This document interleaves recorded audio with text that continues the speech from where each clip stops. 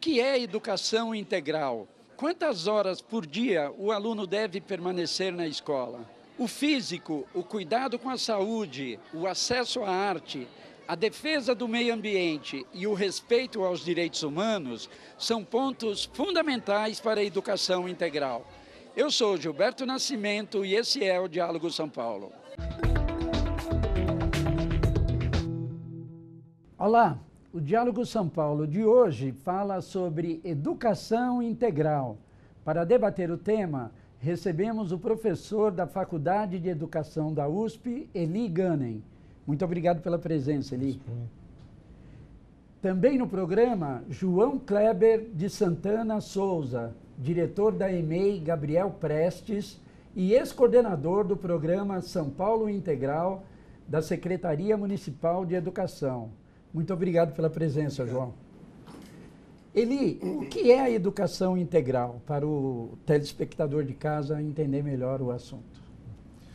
Educação integral é uma expressão que vem sendo usada, mas como uma proposta que é diferente de como geralmente nós entendemos a educação escolar, né? A educação escolar é como um sinônimo de ensino, muito centrada em alguns aspectos da vida e geralmente muito centrada na parte intelectual, né, das pessoas, e a rigor a nossa educação diz respeito a vários aspectos dos relacionamentos humanos, né, várias dimensões das pessoas.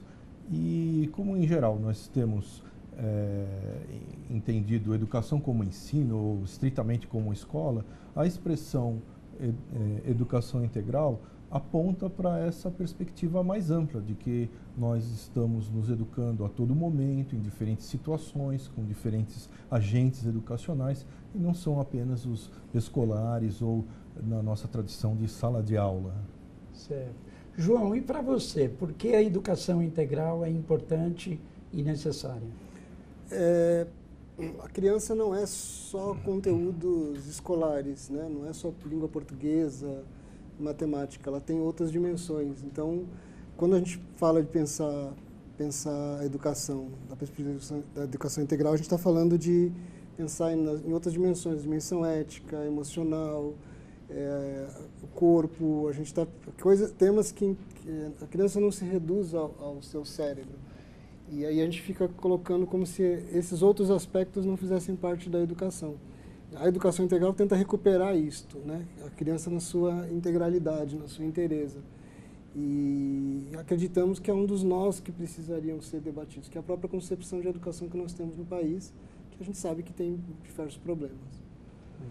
Eli, o que a lei determina sobre a quantidade de horas na escola? Se fala que 4 horas são insuficientes, né? O ideal seria 7. Há alguma coisa estabelecida?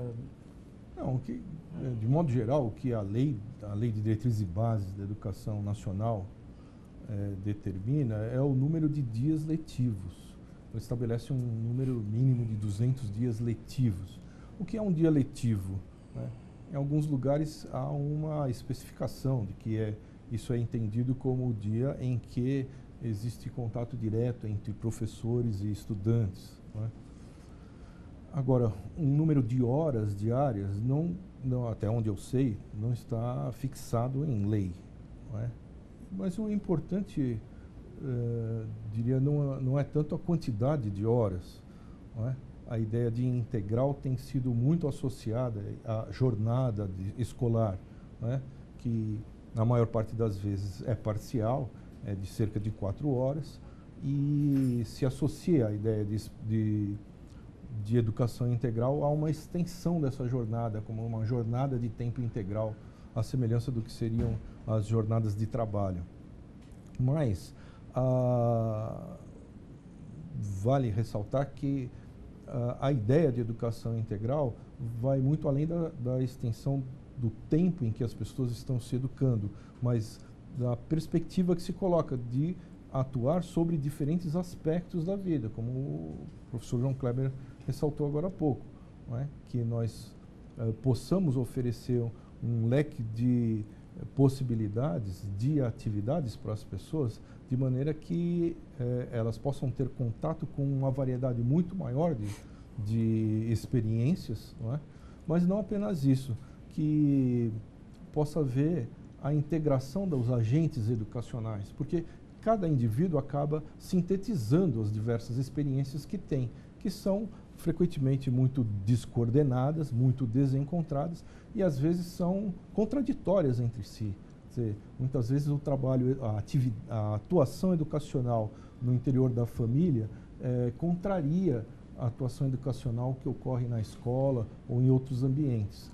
Os diferentes lugares de vida, né, estão seguindo suas próprias lógicas. Então, a proposta de educação integral possibilita e provoca um entendimento entre os agentes educacionais, entre os diversos agentes que precisam se entender, ser entendidos como agentes educacionais. Certo. A experiência dos CIEPs no governo Brizola, bem lá atrás, já era um exemplo disso? Foi uma experiência bem sucedida ou não?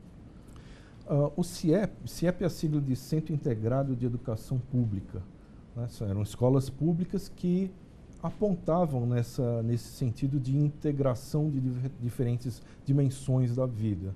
Então, numa mesma unidade educacional, havia a escola, estrito sensu, e havia outros serviços ligados àquilo que a gente chama de esportes, ou lazer, ou cultura. Havia também uma parte de assistência social.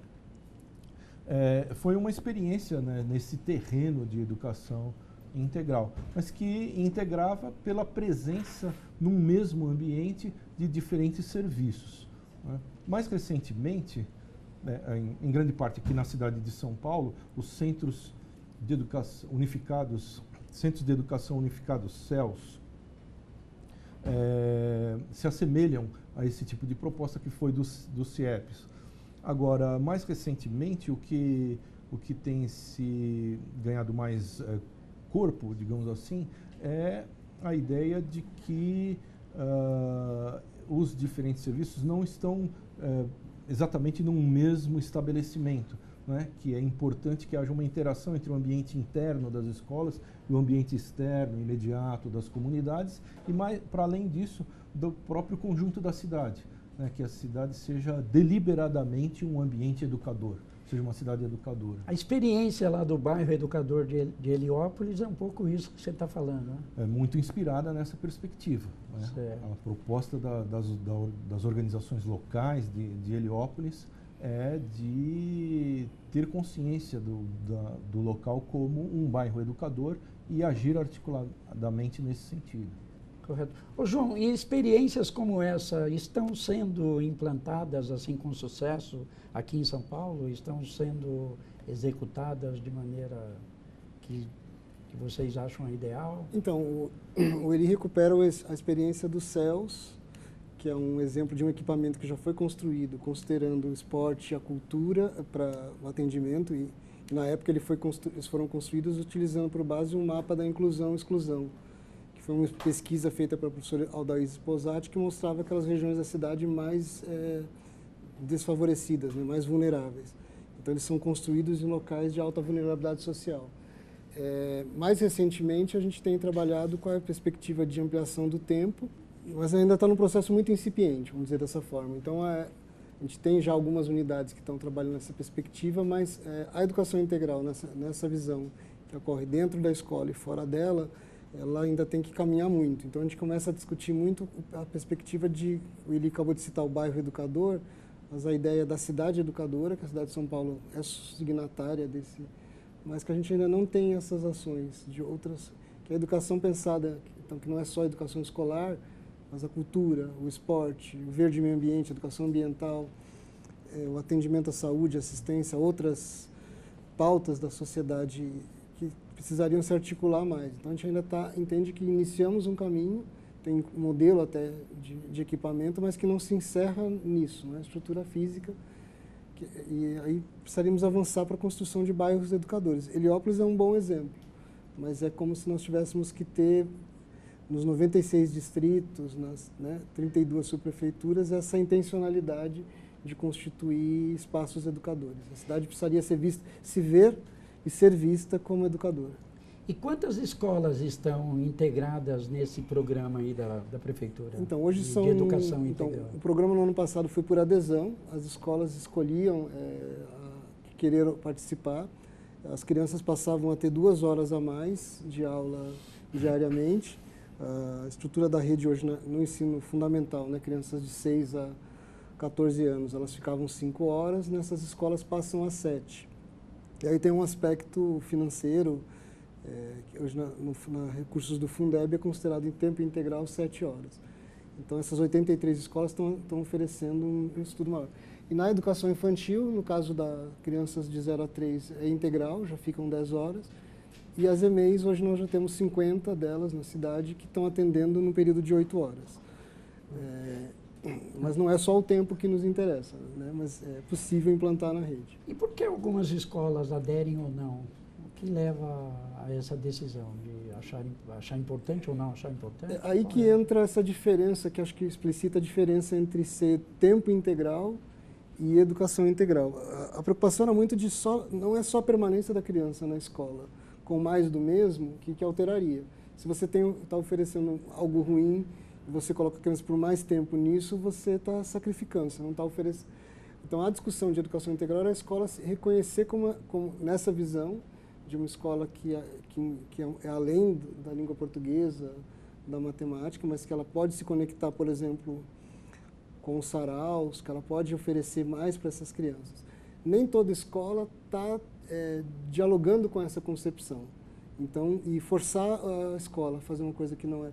Então, foi um processo de adesão. A gente foi conversando com as escolas, os diretores, junto com o conselho de escola, tomando essa decisão e as escolas entrando aí na implantação desse processo, porque a gente não queria só reproduzir mais do mesmo, só o tempo ser o foco da educação integral. Mas ainda falta muito por fazer. Ok, João. No próximo bloco, nós vamos falar sobre a situação do ensino integral em todo o país. O Diálogo São Paulo faz um rápido intervalo e daqui a pouco a gente volta. Qual a importância da educação integral? A importância é a permanência da criança sobre uma ação pedagógica dentro da escola, né, para abrir seus horizontes e para melhorar a qualidade da educação, para que ela tenha maiores vivências além da sala de aula. Porque ela traz a criança para um universo maior do que ela está no bairro ou na casa. Fortalece a sua cidadania e o seu direito à educação. Educação integral, ela pretende englobar e também guardar dentro de si um conceito de inclusão de manifestações, de modo muito geral. Uma política de educação integral para a cidade faz com que, com certeza, melhore as aprendizagens e, mais do que isso, essa criança ela se torna realmente um cidadão mais crítico, mais participativo na sociedade. Sendo feito corretamente, a gente consegue resultados bem significativos. Olá, estamos de volta. O Diálogo São Paulo de hoje fala sobre educação integral. Para debater o tema, recebemos o professor da Faculdade de Educação da USP, Eli Ganem. Também no programa, João Kleber de Santana Souza, diretor da EMEI Gabriel Prestes e ex-coordenador do programa São Paulo Integral da Secretaria Municipal de Educação. Eli, qual a situação da educação integral em todo o país? Onde a questão tem avançado mais ou não? Olha, numa escala nacional, a proposta de educação integral ganhou grande impulso a partir de 2007, não é, com uma iniciativa do MEC, que se chamou Mais Educação, que possibilita a distribuição de recursos para secretarias estaduais e municipais de educação viabilizarem práticas educacionais variadas, né, nas suas escolas. Isso foi se expandindo gradativamente, ainda não é a maioria das escolas que ingressa nesse tipo de dinâmica, né? Mas até onde eu sei é uma situação bem desigual, né? Em alguns lugares houve maior impulso e em outros uma menor sensibilidade com essa perspectiva, né? Acho que o professor João Kleber pode detalhar um pouco mais a respeito de como isso foi bem intensivo, não é, nos anos recentes aqui na capital de São Paulo. João, todo mundo é a favor da educação integral, mas por que ela não é implantada de fato? É só a questão econômica que pesa ou existem outros fatores? Ela tem um impacto forte, né? Mais tempo na escola implica em ter mais investimento em educação. Você não pode... mas não é só isso. Como eu disse, às vezes a criança está no período da manhã numa escola, à tarde ela está no centro de convivência, à tarde mais à tarde ainda ela vai jogar bola. A ideia é que esses espaços pudessem ter uma intencionalidade educativa, não no sentido restrito de conteúdos. Agora, houve um retrocesso forte no ano passado, por exemplo, em relação à quantidade de escolas que ofereciam, né? Esse programa Mais Educação, ele teve uma descontinuidade, ele passou a ser ofertado como ampliação de reforço de língua portuguesa e matemática. Então, de certa forma, na concepção volta a ideia de ler, escrever e calcular, e a gente entende que isso é uma visão restrita do que se faz. Então, e aí houve uma redução muito grande da adesão no Brasil em relação ao programa, porque muitas vezes isso já é oferecido e se oferece mais do mesmo, né? Quando a discussão principal para nós é que a criança possa ser vista como criança, que ela possa ser atendida, que ela possa mexer o seu corpo, possa movimentar, possa dar vazão à sua curiosidade. Então, ir ao museu, frequentar uma biblioteca, jogar futebol, essas questões precisam entrar. Questões do meio ambiente, do esporte, um parque, da saúde, um parque, uma praça, discussão de direitos humanos, todas essas tudo questões. Isso tem que entrar nisso. Quando a concepção se restringe, é como se essas questões não fossem importantes. Né? Como se a criança ir a um parque, estudar o seu ambiente ali, não fosse melhorar o seu desempenho em matemática ou em língua portuguesa, quando a gente sabe que é o inverso, né? Essa curiosidade, essa experiência que ela passa a ter vai fazer com que ela se desenvolva. Isso é meio óbvio em vários países, inclusive nos melhores sucedidos nas avaliações. Mas nós ainda não superamos uma visão restrita de educação. Isso impacta tanto quanto a questão dos recursos, né? A própria sociedade não se mobiliza, de certa forma, para exigir mais recursos para que se desenvolva, se ela entender que isso que está sendo oferecido é o suficiente e nós não entendemos que basta.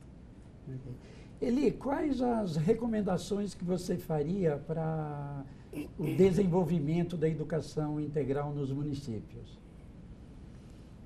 Bom, essa proposta demanda forte participação da sociedade civil e, por sua vez, uma grande responsabilidade do poder público em mobilizar a sociedade civil, o que não faz parte da nossa tradição, né? Nossa tradição, de maneira geral, no Brasil, especificamente em relação à educação, não é de mobilização, né? Dá-se por suposto que os órgãos governamentais devem determinar o que se faz em escolas e a sua responsabilidade educacional se restringe àquilo que se faz dentro de escolas, segundo o nosso costume. Nosso costume é aula, dar aula dentro de salas de aula, não é? Com horários fixos, rígidos, repetitivos, enfadonhos muitas vezes, e tudo isso é terrível para as nossas gerações. Agora, entender que as organizações locais têm o que dizer sobre o próprio lugar em que as pessoas vivem, que as próprias famílias, né, têm o que dizer a respeito das crianças e poder interagir com as crianças e com os educadores profissionais, que os diferentes órgãos dos diferentes setores governamentais também atuam no sentido da educação das pessoas, mesmo que não sejam entendidos como órgãos educacionais. Tudo isso depende de uma mudança de visão dos governantes e de uma atuação dos governantes na mobilização da sociedade civil para esse grande combinado, articulação, coordenação de agentes educacionais. Tá. João, bem rapidinho, uma última questão. A secretária executiva do MEC fala em mudanças no Plano Nacional de Educação por causa da situação econômica aí do país. Isso pode afetar de alguma maneira também, ou trazer um recuo nesse projeto? Pode, com certeza, porque, como eu comentei, o recuo já foi muito grande, né? 60% de um ano para o outro, porque isso tem a ver com o recurso sendo disponibilizado. Não é possível a gente falar em educação de qualidade se você não pensar que a educação precisa ter investimento. O Plano Nacional de Educação fala em gastarmos 10% do PIB com educação. A gente tem uma tradição de gastar muito menos do que isso. Então, a gente não tem ainda universalizado a educação infantil. Nós estamos próximo de universalização no ensino fundamental. O ensino médio, ele ainda não atinge todos os estudantes. A gente entra com 15 milhões de crianças na educação básica e termina o ensino médio com menos da metade. Então, quer dizer, essas outras crianças ficaram para trás. Então, qualquer redução no investimento de educação, ele com certeza vai impactar na qualidade, inclusive no acesso desses jovens, né? Você não tem como fazer educação sem investir. E o programa, eu queria falar um pouco ainda do programa aqui de São Paulo, se me permite. Tá, nós estamos quase encerrando, mas a gente aproveitou muito assim, a potencialidade da criança, mas também do educador, né?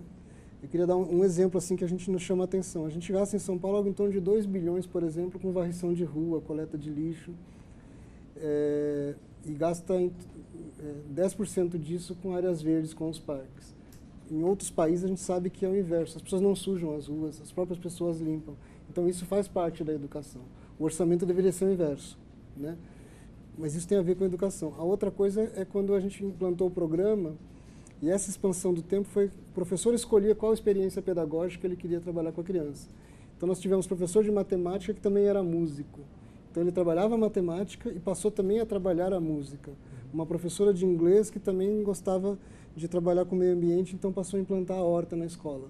Então as crianças liam, aprenderam a ler, a cuidar da horta, mas também a falar o nome das coisas em inglês. Então essa ideia que a gente defende na educação, isso torna a escola muito mais interessante para as crianças. A criança também que vai à rua, né, a escola que eu sou diretor, há um programa lá que não foi implantado, os professores trabalharam das crianças circularem pelo centro de São Paulo. Então elas vão ao SESC, vão à biblioteca, essas crianças se empoderam e através da criança a gente às vezes leva a própria família, que nunca frequentou uma biblioteca e passa a utilizar, nunca utilizou um espaço de cultura e passa a ir porque é seu filho. Se você tem uma visão restrita à educação, à sala de aula, tudo isso que está desperdiçado, tudo isso se perde no processo de educação. Eu gostaria de agradecer a presença do João Kleber. Agradeço o convite, a oportunidade de falar sobre educação. Obrigado também pela presença, Eli. Eu que agradeço, fico à disposição. Ok. O Diálogo São Paulo de hoje fica por aqui. Foi um prazer estar com vocês neste programa. Muito obrigado.